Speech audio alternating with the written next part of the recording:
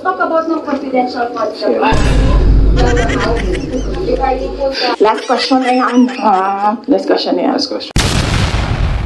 Na kahit anong sabihin ng tao na nakaupo doon, ng resource person, kukontrahin siya. Walang tamang sagot sila tatanggapin. Alam ko, impeachable officer ako. Kahit yung COA na mismo ang nagsabi kung ano yung trabaho niya, hindi nila tinatanggap. Listahan ako ng 5 bagay na impeachable offense niya. Pero sa tingin niyo, papasa diyan sa House? Of course, hindi. Diba? Imagine niyo, meron tayong speaker na on record, on paper, in another country, na tumanggap ng suhol. Kaya, kami doon sa DepEd noon, pumipirma kami billion. Lawmakers were questioning po about the 16 million pesos po na ginasta ng OVP, pati po ng confidential funds ng 2022 po, na nagasta in 11 days para daw po sa rental ng safe houses. One lawmaker even asked po na yung 5 million naman po na nagastos ng 2023 sa third quarter po ng OVP confidential funds, nagastos lang po sa loob lamang, sa loob ng 79 days. So parang makapagtaka rin daw po sila na bakit yung 16 million pesos nagastos po sa loob lamang ng 11 days.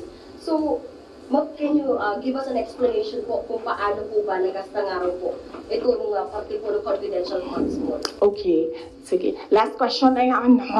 Last question na yan. Last question. Okay.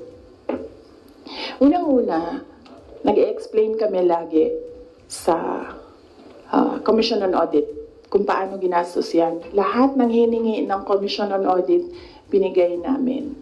Meron kaming mga hindi nabigay, sinabihan kami ng Commission on Audit, kailangan namin yan. So, we fully cooperated and participated and submitted to the Commission on Audit with regard to the confidential funds. Alam niyo, hindi nakakapagtataka sa gobyerno ng gumastos ng millions araw-araw. Kami doon sa DepEd noon, pumipirma kami billions in one day para maglabas ng pera. So, hindi nakakapagtataka ang 5 million, 10 million in a day. Pirma lang yan. Tapos lalabas na yung pera. Ibabayad na yan kung saan yan ibabayad. And then, babalik na yung documents para sa ganyan. Ganun talaga ang gobyerno. Gumagastos siya everyday para sa mga projects niya. And sometimes, it's not millions, billions ang pinipirmahan ng mga opisina ng gobyerno para sa projects. Okay? Yes. Maraming salamat. Sabi mo po mas mahal pa po yung ginasta sa safe houses po na yun, parang luxury hotel sa mga mamahaling kondo po sa Metro Manila. Kasi ang ginagawa nila, nag-audit na sila. Kaya ako hindi sumasagot doon sa kanila kasi ang ginagawa nila, sila na yung nag-audit. Hindi naman yan tinanong ng Commission on Audit. Ang hiningi lang ng Commission on Audit, ano yung documents para sa mga expenditures. So, sinubmit namin yon. And in fact, nakikita nila yun kasi sinubina nila lahat ng documents. The thing with the hearing is kung makikita mo, kahapon, hindi ko napanood, kaya hindi ako mag-comment, pero nakita ko sa transcript na kahit anong sabihin ng tao na nakaupo doon, ng resource person, kukontrahin siya noong nagtatanong. Walang tamang sagot sila tatanggapin. Kahit yung COA na mismo ang nagsabi kung ano yung trabaho niya, hindi nila tinatanggap na sagot. Kasi bakit ba? Kasi nga, sa simula, sinabi ko, gusto nila mag-impeachment. Hindi nila magawa kasi wala silang kaso for impeachment. So ang ginagawa nila dyan, nagfi-fishing sila na nagfi-fishing, gahanap sila ng hanap. Alam nyo, before ako umupo, alam ko, impeachable officer ako. So binasa ko yan. Ano ang impeachment? What are impeachable offenses? Ano ang pwedeng gawin mo na ma-impeach ka? Binasa ko yan lahat. Si BBM, sabihin ko sa inyo, may listahan ako ng 5 bagay na impeachable offense niya. Pero sa tingin niyo, papasa diyan sa House? Of course, hindi. Imagine niyo, meron tayong speaker na on record, on paper, in another country, na tumanggap ng suhol. Kaya. Ma'am, can you elaborate lang po yung speaker on record? Kailan ba yung speaker part? Kailan yung Martin Romualdez part? After November? After opening ng House, yes. Let's talk about ng confidential funds ng House. Regarding po sa DepEd and the OVP's confidential funds. Yes, as I said, antayin natin yung next hearing ng House, Good Governance. Masyado pa kasing, masyadong maaga sagutin sila. Walang lumalabas eh. Gusto ko lumabas so that pwede akong magsalita. Kahapon wala naman. Ang lawmakers were questioning about the... Pinapasumpilan nila yung mga takot nyo? Yes. Ang position ko dyan, sa DepEd, hindi na ako nakikipag-usap sa kanila doon. Sabi ko, kayo nang bahala ko, anong gusto nyo gawin dyan. Pero dito sa Office of the Vice President, sinasabihan ko yung mga tao na kapangalan, kung ano yung gusto mong gawin, yun ang susuportahan ko. Kung ayaw mo umattend, susuportahan kita. Kung gusto mo umattend, susuportahan kita. Hindi ko pipilitin kung ano yung dapat mong gawin. Mag-decide ka, and then kung ano yung path, if you decide on the path that you will take, I will support you on that. So, hindi pa kami nagkausap nung merong mga subpina, hindi pa kami nagkausap kung ano yung gusto nilang gagawin. Basta sinabihan ko sila, I will be with you every step of the way. Sinabihan ko din sila, kung ang decision mo ay magpa-detain, sinabihan ko din sila, sasamahan kita doon sa loob ng detention. Walang problema yan sa akin. Kasi hindi naman lahat ng mga tao kasi sanay sa pressure, sa stress. Hindi sila sanay sa mga ganyan na ilalagay ka sa national TV, papahiyain ka. Hindi lahat ng tao nakakapag-isip ka agad kung anong gagawin, kung anong sasabihin. So some of them really are saying na magpa-detain na lang ako. And then sabi ko sa kanila na okay, walang problema yan. Samahan ko kayo sa detention. Sorry, on the issue of budget naman, since parang final na sa House part ng 733 million, what would that mean for the OVP satellite offices? Would that mean like total shutdown of the 10 OVP satellite offices? Inaantay namin yung GAA.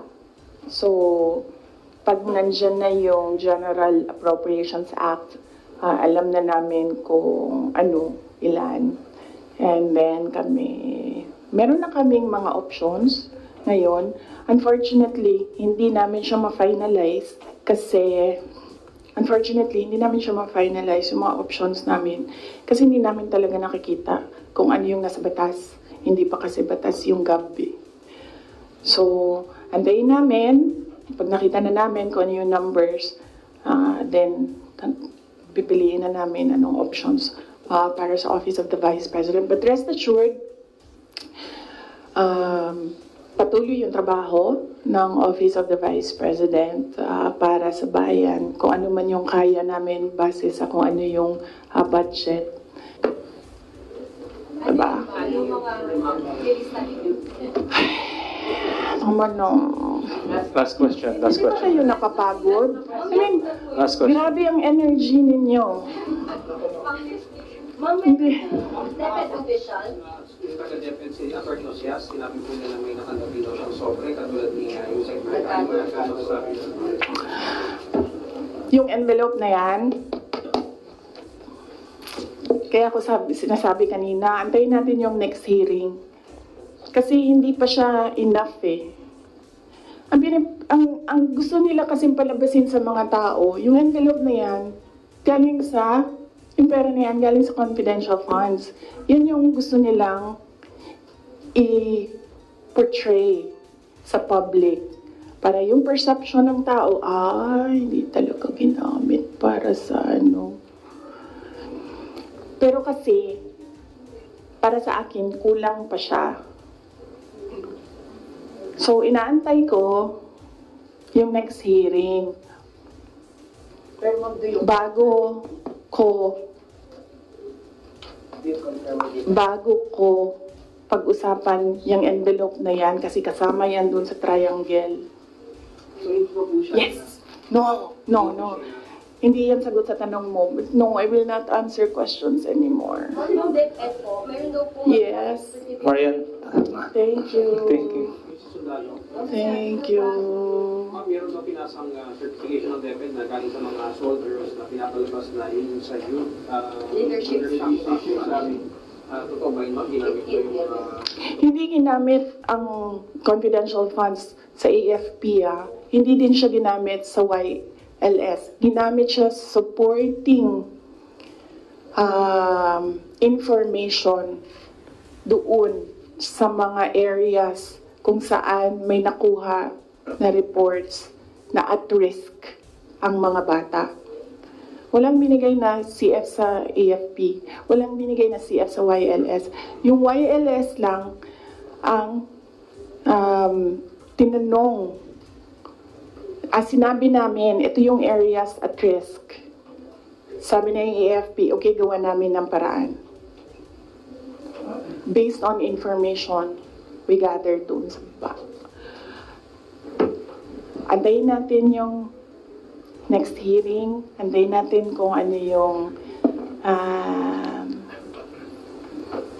sabihin doon. Tapos isa-isahin natin siya. Okay. Yes. Thank you. Yung 5 lang. Yung 5 lang po.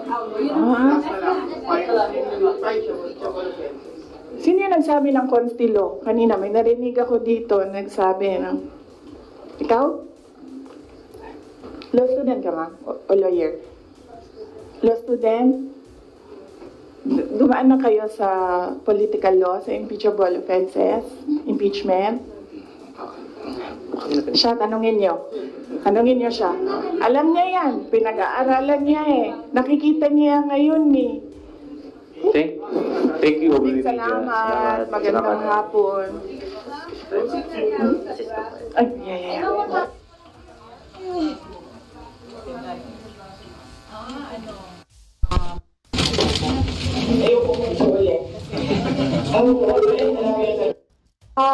Diniconstruct ko yung tattoo. Diniconstruct ko yung tattoo. Inisip tattoo. Anong tattoo yan, ma'am? Yung nandito sa... Dati,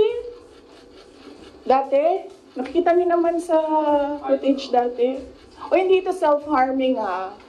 Inano to, diniconstruct ko yung tattoo.